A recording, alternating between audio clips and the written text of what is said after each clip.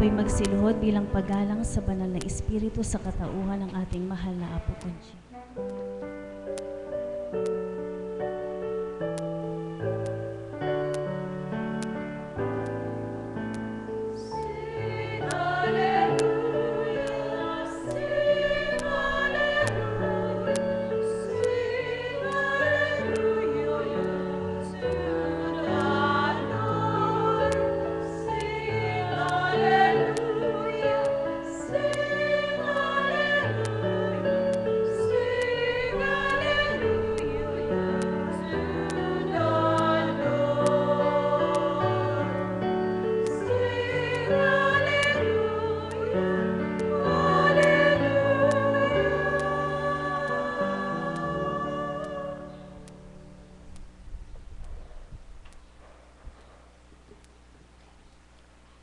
Sumainyo ang kapayapaan. Papuri't pasasalamat kay Siro.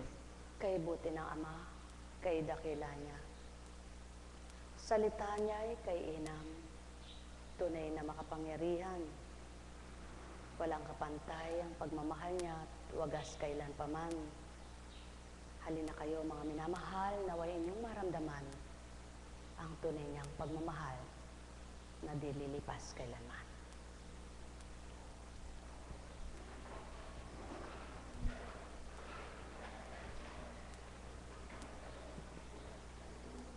Bulaklak man kay inang pagmasdan, gaano man kay sariwa niyan, dumaratal din ang mga lagas at mga tuyot na lubusan. Gayon din ang katauhan, gaano man kasiglat kay lakas, kay ganda't kay kisig, kay gwapo, kung pagmasdan ng mata ng tao, subalit lumilipas ang panahon kapag nagkakagulang, kumukulubot din, gaano man kaunat, kakinis ang balat. Buhay bang Ama? Subalit ang Ama na puspos ng liwanag, kailan may di babanat, di mayuunat ng lahat, sapagkat siya ang tunay na matwid at makauunat ng baluktot. Kaya't halina kayo mga mahal, tigibin ninyo ng kagalakan ng inyong kalooban, at anumang pinagdaraanan, tunay na ang kasiyahan pa rin siyang mararamdaman. Lakas at pagtitibay tanging sa Ama lamang, ang pagkabahala at pag-aalala kanyang ipaparam, kaya't kung papanong maghapon ay lumilipas, nakakahulagpos kang hindi namamalayan. Ang may pandinig ay nakarinig. Sumainyong kapayapaan, mga minamahal.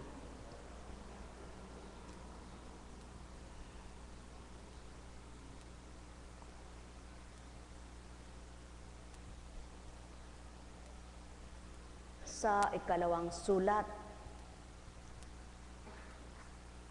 ni San Pablo sa mga taga Timoteo. Mali. Ang sulat ni San Pablo mula kay Ama kong mapagmahal, dakila kang walang kapantay, tunay na pagkatao, kung mag-aaharing lubusan ay magkakamali na tuwiran. Yan po ang patotoo. Bakit niloob ito? Kapag ikay umakyat dito at pagkatao pinagbahagi ng Ama, wala kang magagawa, di ba? Yan ang patotoo kapag nasa pagkatao ka. Ngunit, minsan may nagsasabing tao, pagkatao lang eka yun. Pagkatao naman eka niya yun. Ngayon, pinakita ang pagkatao, maaaring magkamali. Ngunit ang Espiritu hindi magkakamali. Kaya't kung tuwirang ang tao ay mag-isip ng tama at mabuti, may pagkakamali tama ng Ama at di mananaigang mali dahil siya'y totoo at tama sa gawa. Buhay ba ang Ama? Yan ang di ninyo batid. Kung minsan may pinatutupad ang Ama, may pinagaganap siya upang pakita sa iyo, tao, maaring magkamali ka. Ngunit tandaan mo'y ako'y hindi kailan paman. Kaya't maliwanag ang pinakita sa inyo. Kung ikaw tao ay gaano ka man sa pagmimithi mong walang pagkakamali, di magkamali.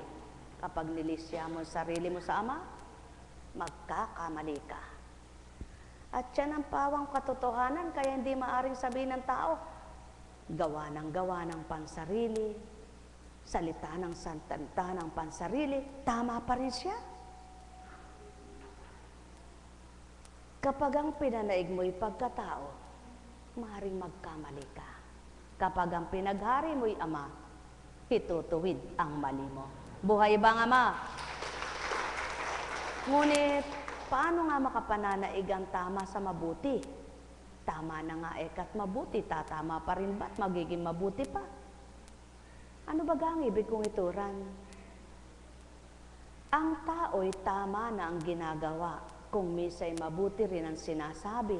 Ngunit kapag sinuri ng Ama'y may mali pa rin ito, kaya't ang nais niya'y magpakatutuot sa kanya'y magpauna at pangungunahan siyang lubos ng Espiritu niya. Buhay bang Ama? Sumayinyong kapayapaan, pagharian kayong tuwiran, mapuspos kayo ng kagalakan, kasiya ay inyong kamtan. Ang may pandinig ay nakarinig. Bawat araw, halina ang may nasa, mag-aral na at ng mga tuto sa tamang pandamang mula sa mang alay niya at isipan nila'y hahawakan niya ng di ganap mangunang tao.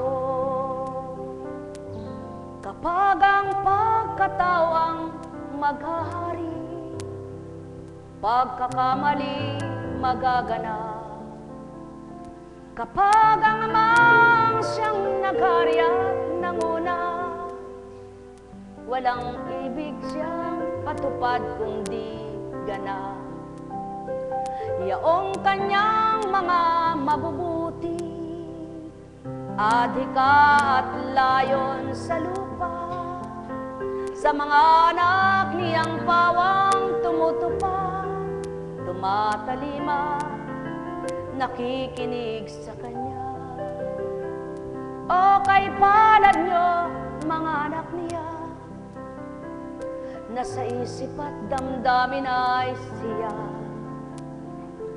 Kailan may di malulumbay kayo bilang tao, anuman ang sapitin at pagdanan nyo. Kung pahintulutan mang lumuhang mata, subalit ang diwa'y di madidimla, hindi magugulumihanan, ni hindi pait ang malalasan. Patuloy na sa puso ay ibibigay iyong galak at pagtitibay. Bawat araw ay pakikibaka, tandaan niyo mga anak ng Ama. Subalit ang sa tuwina ay siya ang nadarama at kinikilala. Di mananaig ang isipan na ang pagkalito'y makakamtan nila. Kaya't halina, halina mga mahal, suriin niyo ang aking tinuturan. Bawat araw ay inyong pakanamnamin iyong kanyang kalooban. Huwag ninyong panimdiman ang nagaganap sa inyong mga katauhan, kung di kayo gumawa ng kasalanan at kayo ay naging mabuting nilalang. Ano man ang sa inyo'y tinatahak, may tinikman, hahawiin. Batuhan man, ipipinpin. Lumbak man, tatabunan. Dumi man, hahawiin. kayo'y yahakbang, matuwid at diretso ang titing. Hindi ninyo makikita ang anumang pait na magiging dulot, kundi ang makikita ninyo, yaong kaibig-ibig at kaaya-ayang gawa para kayo masiyahan at mga tuwa. Igupo man kayo at ginugupo ng kapwa nyo, di man ganap mawawaan kayo, hindi man lubos matanggap ang katwiran ninyo, at may sariling pangangatwiran sila. Kung ang katwiran nyo'y sa Ama, siya pa rin ang kalasag at lakas nyo. Siya pa rin ang bisig nyo. Siya pa rin ang likod nyo. Siya pa rin ang harap nyo at bawat tagiliran nyo. Siya pa rin ang tindig nyo. Siya pa rin ang lahat sa inyo, sapagkat pagkatao nga kayo. Wala kayong magagawa sa oras ng kagipitan kung kayo'y bilang tao at mga tao nga kayo. Subalit sa Ama at tunay na siya, panaligan niyo, may magagawa siya. Yaong kaganapan na imposible sa lahat ay kakamtin niya at tutob din lamang. Ang makamit ito kung Ama ay tunay. Sa katauhan ay kinamtan niya. Yaong imposible, maging posibleng kanyang ginawa.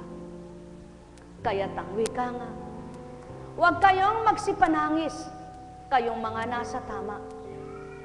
Huwag kayong mga lumbay, kayong mga buti ang gawa. Huwag kayong mga takot kung pawa ang Ama ang inyong sinusundan. Ano man ang naganap, saksi siyang lahat. Ano man ang tutuparin, makikita pa rin. Ano man ang tutup din pa, masisilayan ito. Walang malilihin, kahit na sino. At ano pa, maging sino ka man, maging ano ka man, maging saan man, saksi lamang ay walang iba. Ang matwid kong umaton, ang matwid kong magbigay, ang di nagsasawa, ang di nagbibilang, ang di manghihinawa, ang di manghihina, ang di magpapalito, ang di magdudulot ng gulo, ang di magbibigay ng pait at dusa na di nyo kaya. Bagkos ang lahat, ipinagkakaloob sa tama at tumpak na pamamaraan, ngunit di lahat ay makikita, sapagkat di lahat ay tumpak ang gawa. Hindi lahat ay tama ang ginawa, sapagkat kapag tao nga ang umiral at ang pagkataong pinangibabaw, ano nga matatama? Ano nga ang itatama? Paano nga matatama kung di pariringgin, hindi didinggin, hindi pakikinggan, hindi susundin yung tumpak at tama na Ama ang may gawa? Halina kayo mga mahal ko. Patuloy niyong namnamin niya ang handog ko. Patuloy niyong suriin, pakalimiin niyo kung paano kayo nabubuhay sa bawat araw at magdamag. Pakanamnamin ninyo ang ipagmamahal ko. Huwag ang sakit, huwag ang hirap, huwag ang dusa, huwag, sapagkat masasaktan kayo. Mahihirapan kayo. Huwag patuloy niyong nanamnamin ay ang pait na nalalasap niyo. Huwag, maaaring mahihirapan kayo. Masakitan kayo. Paglagok man ninyo, hindi pagdakay magiging mabuti ang pandama nyo. Subalit kung ang tamis ng pagmamahal na dulot sa inyo, siyang patuloy niyong nilalasap, ninanam ng ganap. Ano man ang pinagdaranan nyo, tibay at kalakasan pa rin ang sa inyo'y mga kakamtan. Hiyamang kayo'y tuwirang minamahal, magnilay at magbulay. Katauhan ninyo'y susukong lubusan, kung nanghihina na ng tuwiran. Subalit mayroong hindi manghihina, subalit hindi makita. Kaya't mapalad ang sa tuwin ay hinahanap siya, masusumpungan at kayo'y alaya. Halina, halina, halina mga mahal, magtanto kayong lubos. Hangin man sa hilag at kanluran, napapaikot sa buong daigdigan.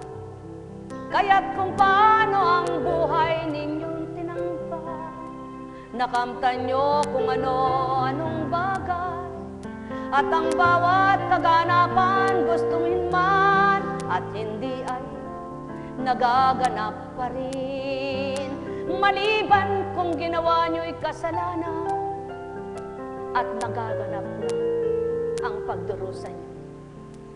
Marapat ngang magsisi na, marapat ngang pagsisihan at magbalik loob na kayo.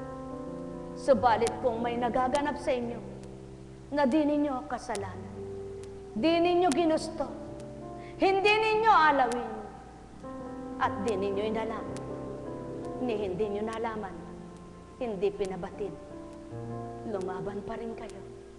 Kayo ang lakas, kayo ang tibay ng kapwa nyo, kung totoo tapat kayo upang maging isang tunay na halimbawa kanino man. At yan ang pawang katotohanan, aking mga minamahal. Walang higit na marapat kailanman na matanto ninyo ng lubusan, kundi ang sa tuwin ay alalahanin, katwiran ng amay inyong kamtan. Sa bawat pagtahak ninyo sa daigdig, may lakas at tibay, kayong makakaulagpos sa sadtsara ninyo, yung hangganan. Tatamuhin ninyo ang wakas na may galak.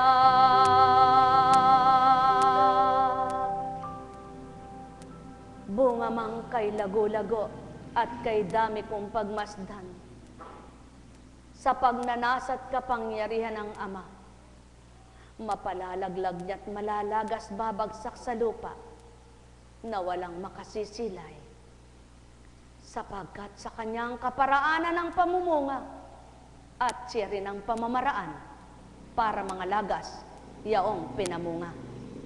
Subalit ikaw at kayong lahat na nagpapakabuti, pahihintulutan ba ng Ama ang naging bunga ninyo'y malagas ng di nakinabang kayo? Kung paano sa bunga niyong masarap matamis ay makikinabang ang kapwa nyo, at may nakinabang na nga sa kapwa nyo, kayo rin lalasapin ninyo't pakikinabangan yaong mainam na binungat pinamunga ng Ama. Yamang kayo'y naririto magniwala at magtibay kayo, sa di ninyo nakikita't masisilayan ang mata, pagkat ang tuwirang di nyo nakikita'y di nga tao at di nyo kilala, kung walang pandamat di nyo nasusuri gawa niya. Yawan ang pawang katotohanan, aking mga minamahal, magnilay at magbulay, magtanto na tuwiran, banal na aral ay kamtan, yamang isipan nyo'y katauhan. O tao, bakit kung abay ni iba-ibang himig at tinig ko, ang tono na dulot ko, kung paano ito'y aking binuot ginagawa sa inyo. Yan ang katotohanan, layon ko'y hindi katumbas ng layon ng sinuman. Kung mawawangisan lamang, kayo'y tuwirang mga siyasyan. Ang may pandinig ay nakarinig.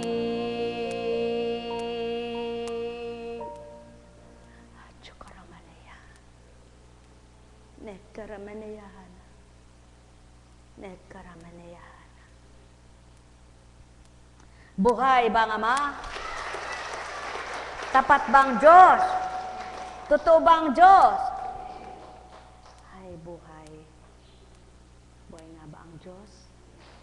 Mga minamahal, nahihirapan ba kayo? Nalulumbay ba kayo? Pag may nakita kang kapwa mo na lumbay, kung may pagmamahal ka sa kanya, anong mararamdaman mo?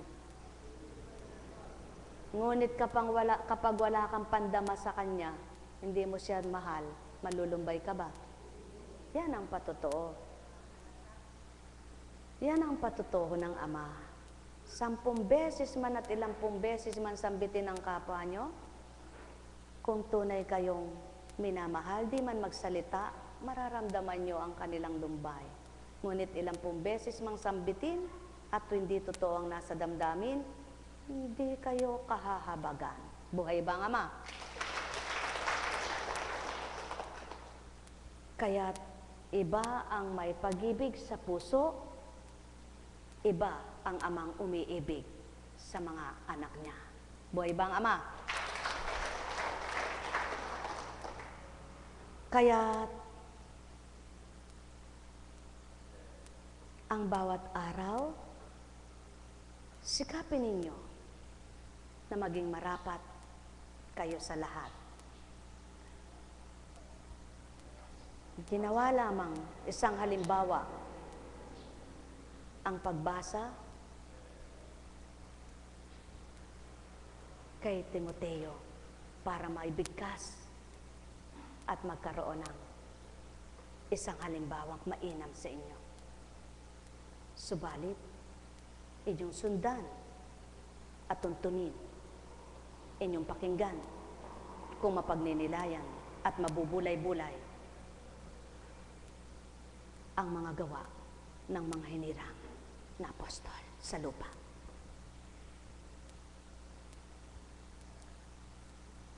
Nang mga panahong ding iyon, sinimulang usigin ni Haring Herodes ang ilang kaanib ng iglesia. Pinapugutan niya si Santiagong kapatid ni Juan. Nang makita niyang ito'y ikinalugod ng mga Hudyo, si Pedro naman ang kanyang ipinadakip. Nangyari ito noong pista ng tinapay na walang levadura. Pagkatakip kay Pedro, ito'y ikinulong at pinabantayan sa 4 na pangkat ng 4 na kawal. Ang balak ni Herodes ay iharap siya sa bayan pagkatapos ng pista. Kaya't nanatiling nakabilanggo si Pedro. Samantala, siya'y taimtim na ipinapanalangin ng iglesia. Gabi noon, si Pedro'y natutulog sa pagitan ng 2 kawal. Gapos siya ng 2 tanikala at may tanod pa sa harap ng pinto ng bilangguan. Siya'y nakatakdang iharap ni Herodes sa bayan kinabukasan. Walang ano-ano'y lumitaw ang isang anghel ng Panginoon at nagliwanag na mabuti ang silid-pitan. Tinapik niya sa tagiliran si Pedro at ginising. Pakinggan niyo, nakatulog pa pala si Pedro sa kabila ng nakakulong siya.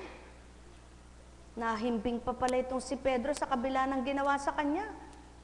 Nahimbing pa pala at di alam ang pumasok na anghel na nakapasok sa kanyang harapan. Yan ang patotoo, na ang kapanatagan sa mga hinirang ay di nawawalay ng Ama.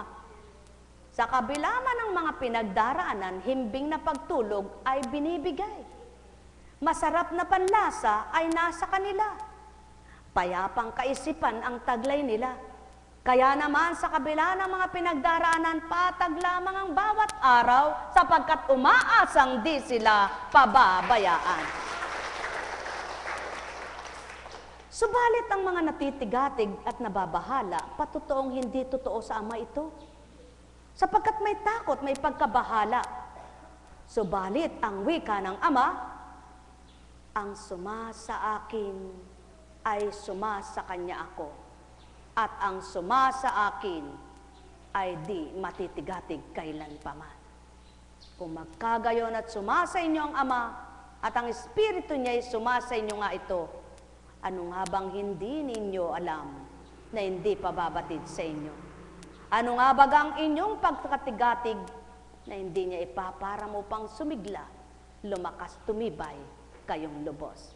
Kaya't ang bawat araw nyo'y kaisarap harapin ang maghapon at di nabibilang ng Ama ang inyong masasama na nakaraan, kundi ang minamasdan ang inyong pagbabalik loob sa Kanya at ang pagtupad paggawa nyo ng kabutihan, na tunay na sa puso nagmula at di kayo magtatanim ng hinanakit pagdaramdam, yamang ang Ama ang nasa sa inyo nga.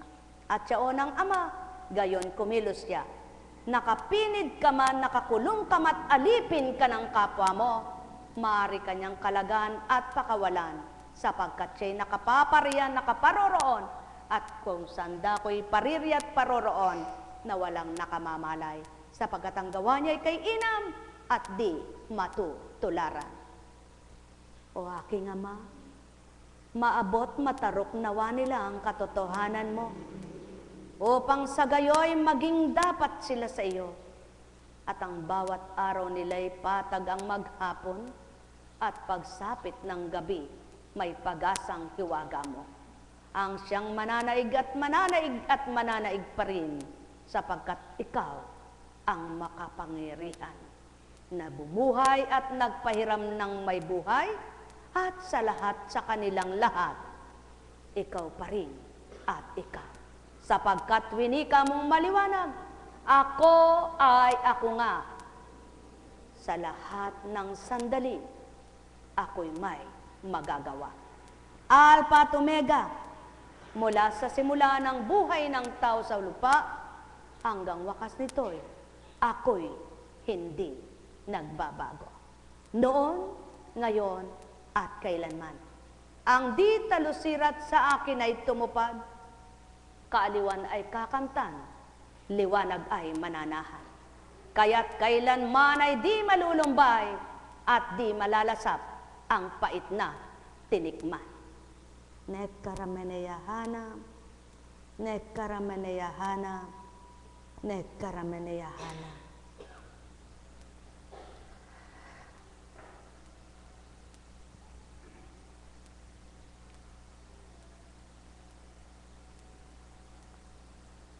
Bumangon ka. Dali, wika ng anghel. Pagdakay nakalag ang mga tanikala sa kanyang mga kamay. Magbigkis ka at magsuot ng panyapak, sabi ng anghel. Gayon nga ang kanyang ginawa. Sinabi pa sa kanya ng anghel, magbalabal ka't sumunod sa akin. Lumabas naman si Pedro at sumunod sa kanya. Ngunit hindi niya alam kung tunay ang nangyayari. Ang akala niya ay nananaginip lamang siya. Nakalampas sila sa una at pangalawang bantay. Makarating sila.